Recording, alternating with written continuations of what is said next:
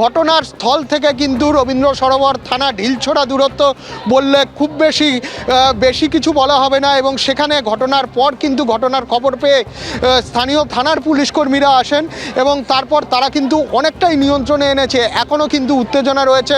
স্থানীয় কাউন্সিলর ঘটনাস্থলে পুলিশ রয়েছে। আমি তোমার কাছে কিছুক্ষণের মধ্যে ফিরছি, কিন্তু এই তাণ্ডবের খবর, অশান্তির খবর পেয়ে ঘটনাস্থলে আসেন স্থানীয় কাউন্সিলর।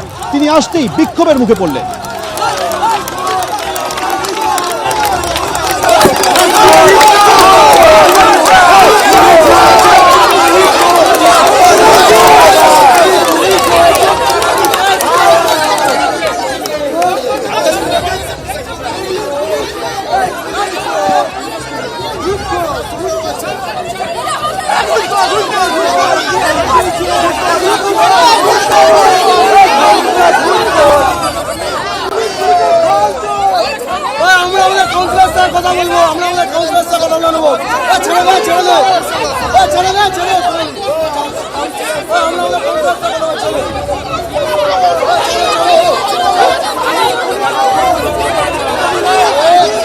কথা বলবো আমাদের অপর প্রতিনিধি অনির্বাণ বিশ্বাস আমাদের সঙ্গে রয়েছে। অনির্বাণ, যেখানে এই হামলা হয়েছে রাত 8:30 নাগাদ, তার একেবারে কাছেই রয়েছে থানা, পুলিশ কি করছিল?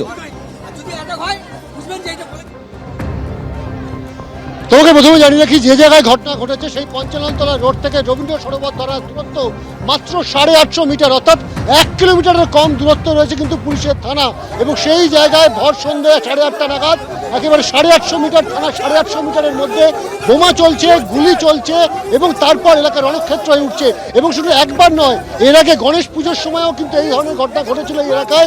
এবং স্থানীয় বাসিন্দাদের বক্তব্য, সেক্ষেত্রেও এই সোনা পাপ্পু এবং তার দলবলেরা কিন্তু এই এলাকায় এসে এলাকা দখল নেওয়ার চেষ্টা করেছিল। এবং আজ কিন্তু ফের একবার একই ঘটনার পুনরাবৃত্তি হয়েছে। যদিও ঘটনার খবর পেয়ে ঘটনাস্থলে পৌঁছে রবীন্দ্র সরোবর থানার পুলিশের গাড়ি পর্যন্ত ভাঙচুর হয়ে যায়। যেটা অভিযোগ করছেন স্থানীয়রা, যে পুলিশের কিন্তু সক্রিয়তা থাকলে এই ঘটনার পুনরাবৃত্তি ঘটতো না। কারণ গণেশ পুজোর সময় যে ঘটনা ঘটেছিল সেই ঘটনা ফের এই পঞ্চাননতলা রোডে ঘটলো কেন, এটাই কিন্তু প্রশ্ন তুলছেন স্থানীয় বাসিন্দারা। পুলিশের নিষ্ক্রিয়তার প্রশ্ন তুলছেন তারা। এবং এই মুহূর্তে যদিও কাউন্সিলর তারা এসছেন, স্থানীয় কাউন্সিলর চৈতন্য চট্টোপাধ্যায় এসছেন, পাশের ওয়ার্ডের কাউন্সিলর বৈষ্ণব চট্টোপাধ্যায় এসছেন, তারা এখানে এসছেন, এলাকার মানুষের সঙ্গে কথা বলছেন এবং তাদেরকে আশ্বস্ত করছেন যে এই ঘটনা যারা ঘটিয়েছেন তাদের বিরুদ্ধে প্রশাসন উপযুক্ত ব্যবস্থা নেবে। কিন্তু প্রশ্ন হচ্ছে যে ভর সন্ধ্যেবেলায় 8:30টার সময় একটা এলাকায় ঢুকে বোমাবাজি হচ্ছে, গুলি চলছে এবং তারপর সেই সময় রাস্তায় সে সময় বাচ্চারা ছিল, বয়স্করা ছিল এবং সেই জায়গায় প্রত্যেকে আতঙ্কিত হয়ে একটা হুলস্থুল পরিস্থিতি তৈরি হয়, প্রত্যেকে আতঙ্কের মধ্যে দৌড়াদৌড়ি করতে শুরু করে।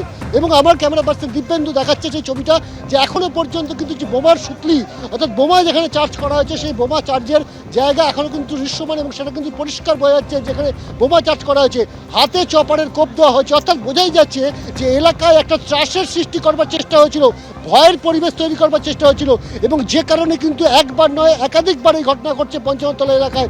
এবং পুলিশের ভূমিকা নিয়ে কিন্তু স্থানীয় বাসিন্দাদের মধ্যে প্রশ্ন রয়েছে, কারণ এখানে বাচ্চা থেকে শুরু করে বড়রা প্রত্যেকেই এই রাস্তায় দিনভর তারা থাকেন।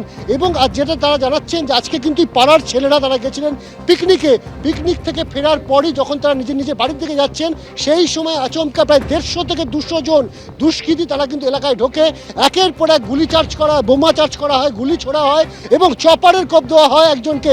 ফলত একটা এলাকায় ভয়ের পরিবেশ তৈরি করার চেষ্টা চলছে যাতে এই এলাকা তাদের নিজেদের আন্ডারে আসে।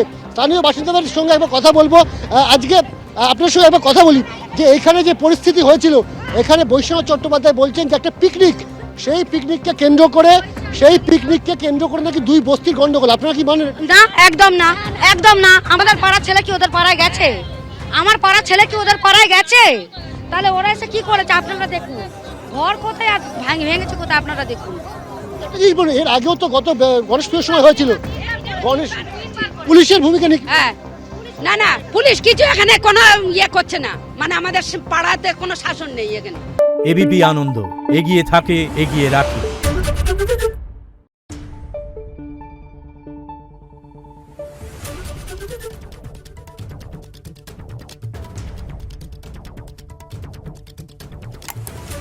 Thank you.